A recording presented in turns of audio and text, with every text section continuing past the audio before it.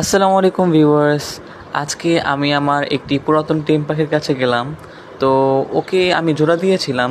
তো জোড়া দেওয়ার পরে ওকে আমি আর কখনো ধরি নাই, কারণ স্বাভাবিক যখন পাখিকে জোড়া দেওয়া হয় সেটা টেম পাখি হোক বা অন্য পাখি হোক সেটা আপনাকে কামড় দিবেই। তো আমি চাই না ওকে ডিস্টার্ব করি। তো আমি কয়েকদিনের জন্য ওকে রেস্টে রেখেছি।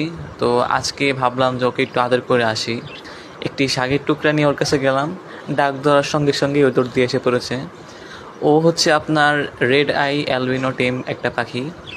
এই বাজিগার প্রজাতির মধ্যে আপনার অ্যালবিনো এবং লুটিনো যেগুলো আছে ওদের অনেক ভালো টেম করা যায় আমার মতে, যেটা বলি আমি। আর ওর সাথে যেটা আমি জোড়া দিয়েছিলাম ও আপনার ক্রিমিনো। ও একটি টেম পাখি, তবে ও আমার টেম নয়।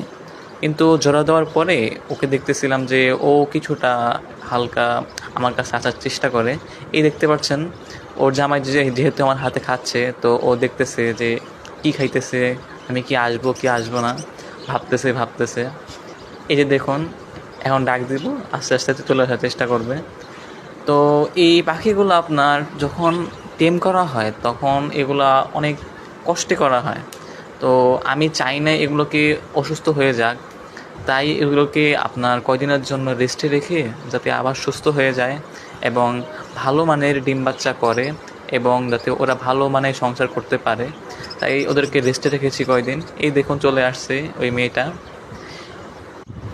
এগুলো আমার খুবই পছন্দের পাখি। আমি এগুলোর থেকে অল্পই বাচ্চা কাচ্চা নেই, সবসময় রেস্টে রাখি।